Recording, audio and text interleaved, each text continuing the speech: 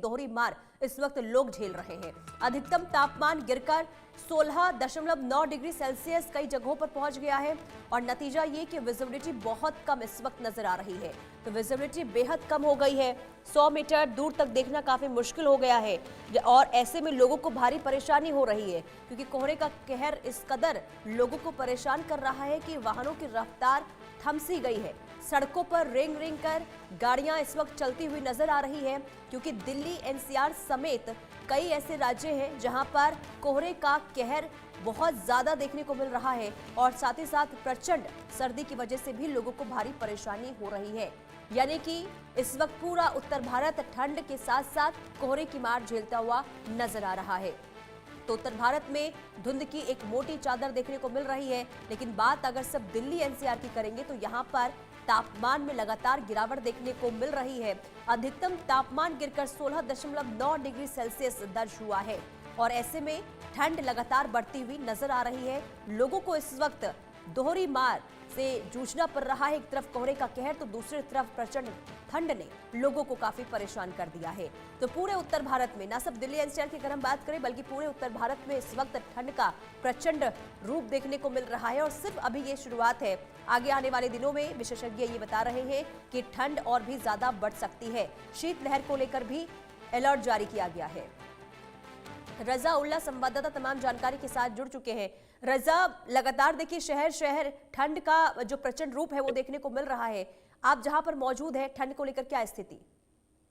बिल्कुल, देखिए आपको मेरे चेहरे से लग रहा होगा कि किस कदर राजस्थान की राजधानी जयपुर, जो पूरे विश्व के अंदर गुलाबी शहर और गुलाबी सर्दी के नाम से मशहूर है। पर्यटक सीजन है, भारी संख्या में जो पर्यटक हैं वो विश्व के कोने कोने से राजधानी जयपुर पहुंच रहे हैं, गुलाबी ठंड का आनंद लेते हुए दिखाई दे रहे हैं। बड़ी बात है कि जिस तरीके से यदि राजस्थान की बात की जाए तो राजस्थान के माउंट आबू और सीकर फतेहपुर के कुछ इलाके ऐसे हैं जहां पर टेम्परेचर काफी कम नजर आ रहा है। जो मौसम विभाग की तरफ से अनुमानित आंकड़े जारी किए गए हैं, उन अनुमानित आंकड़ों में बताया गया है कि किस तरीके से 31 दिसंबर यानी आज से जो ठंड का कोहरा है वो लगातार जारी रहेगा। जो टेम्परेचर है उसके अंदर दिन और रात दोनों के अंदर जो गिरावट है वो महसूस की जाएगी। तो कहा जा सकता है कि जो मौसम का मिजाज है वो अब धीरे धीरे जो बदलता है वो जा रहा है। कई इलाकों में भीषण जो भयंकर ठंड का जो आतंक है वो देखने को मिल सकता है। यदि आज की बात की जाए तो आज भी अभी तापमान टेम्परेचर की बात की जाए तो तकरीबन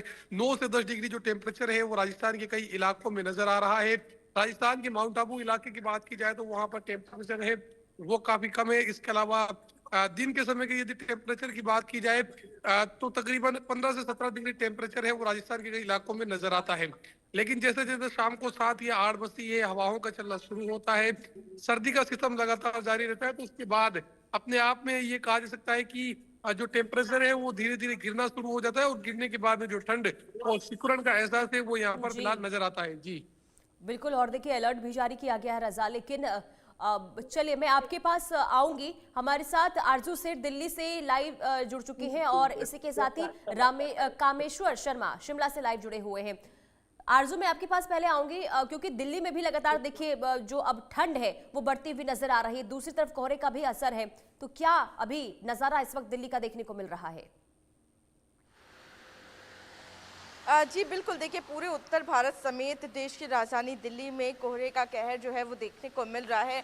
फिलहाल इस वक्त मेरी मौजूदगी आई-ट्यूब पर है और यहाँ से तस्वीरें जो हैं वो भी आपको दिखाना चाहेंगे। फिलहाल कल से कुछ हालात जो हैं वो बेहतर नज़र आ रहे हैं। जो स्मॉग की चादर है उसमें थोड़ी कमी नज़र आ रही है, लेकिन फिलहाल अगर हम AQI की बात करेंगे तो AQI में कोई भी बदलाव देखने को नहीं मिल रहा है और प्रदूषण का स्तर जो है उसी तरीके से बना हुआ है। लेकिन अगर हम बात करेंगे घने कोहरे की तो आज फिलहाल इस पर्टिकुलर प्लेस पर अगर हम बात करेंगे सेंट्रल दिल्ली की तो कम कोहरा देखने को मिल रहा है, कम स्मॉग देखने को मिल रहा है। लेकिन जो आइसोलेटेड एरियाज हैं उनमें अक्सर देखा जाता है कि इन कंपैरिजन टू जो ये लोकेलिटी वाले एरियाज होते हैं या फिर ये कहें कि सेंट्रल दिल्ली के एरिया के जो बाहर के एरियाज होते हैं उनमें घना कोहरा जो है वो देखने को मिलता है। और फिलहाल राजधानी की भी बात करेंगे तो राजधानी में दोहरी मार जो है वो लोगों को सहनी पड़ रही है और अभी इसकी शुरुआत है क्योंकि आने वाले दिनों में तापमान जो है वो और ज़्यादा नीचे जाएगा, जिसके बाद घने कोहरे के साथ साथ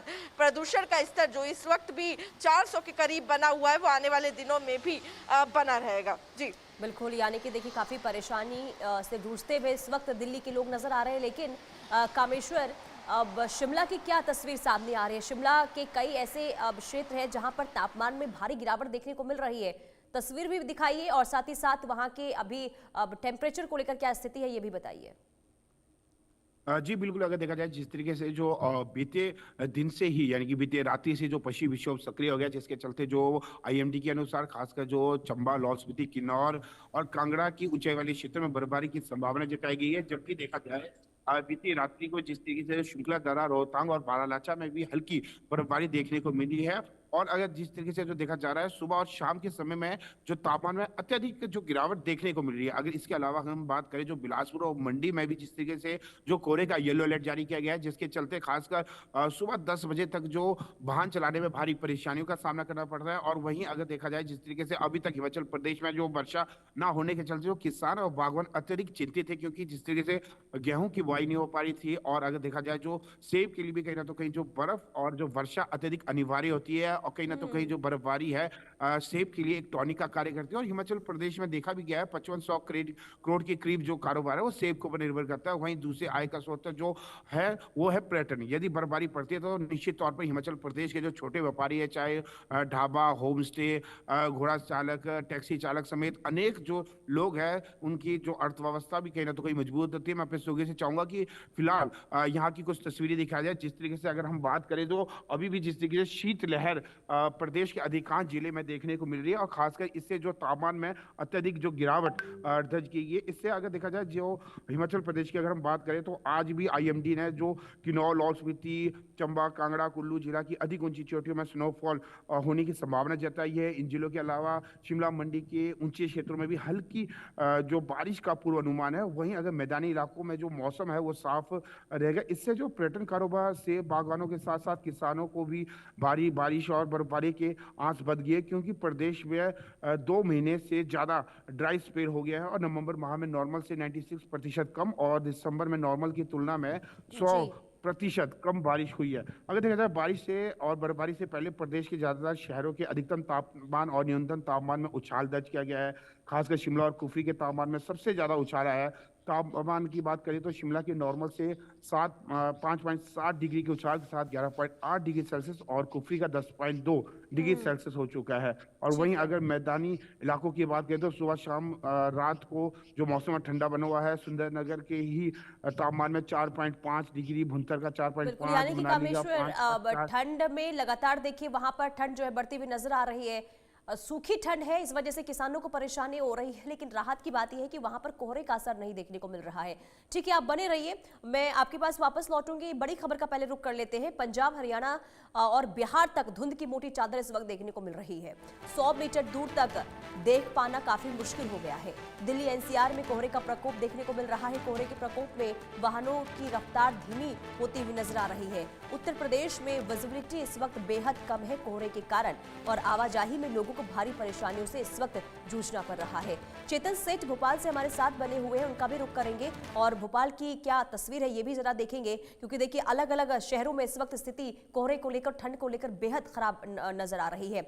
चेतन, भोपाल की स्थिति आज क्या है, तस्वीर दिखाइए और अपडेट बताइए।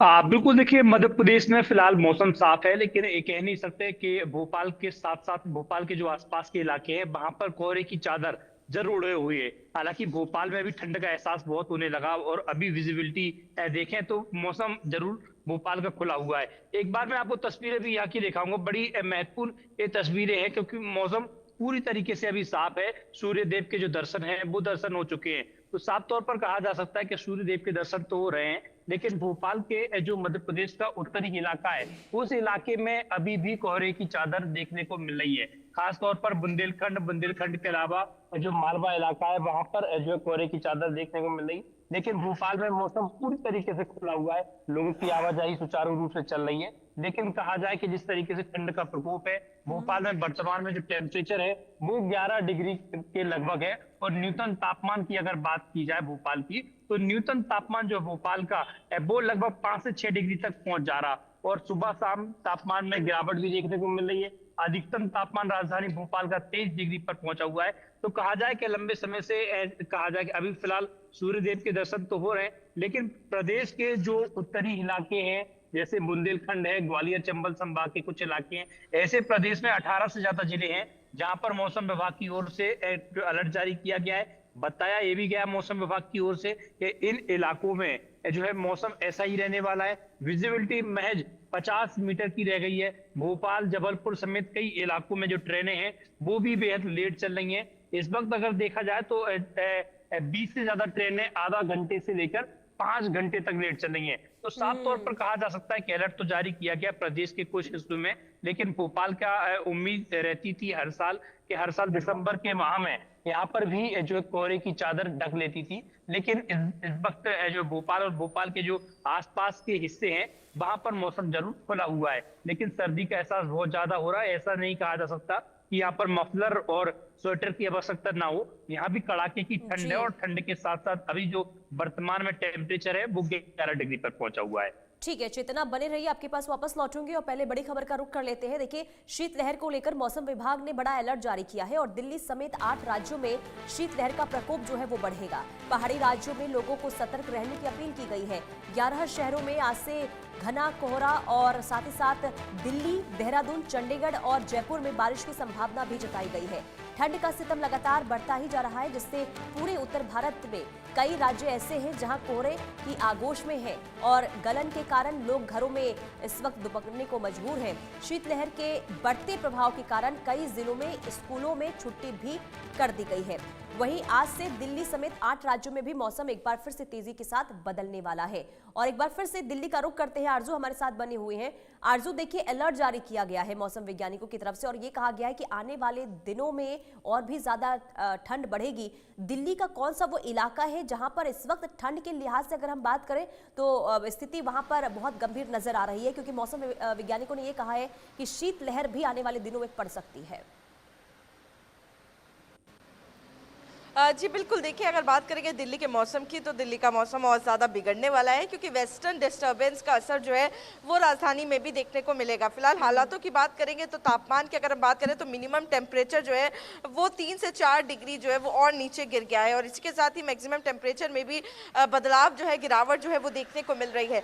वहीं आपने जिक्र किया किस तरीके से बदलाव देखने को मिल रहा है। अगर हम बात करेंगे तो घना कोहरा जो है वो राजधानी में देखने को मिल रहा है। इसी के साथ ही जो प्रॉब्लम है कहीं ना कहीं प्रदूषण की और वेस्टर्न डिस्टर्बेंस जब देखने को मिलेगा तो साफ तौर पर जो प्रदूषण का स्तर है वो भी कहीं ना कहीं बढ़ता हुआ नजर आएगा और ऐसे में लोगों के लिए चुनौती जो है वो और ज़्यादा बढ़ गई है। और इसी के साथ ही अगर हम बात करेंगे बरसात की तो अगर बारिश होती है तो और ज़्यादा ठंड जो है वो बढ़ जाएगी। ऐसे में तापमान में गिरावट के साथ साथ प्रदूषण का स्तर बढ़ना लोगों के लिए एक और समस्या पैदा कर देगा। जी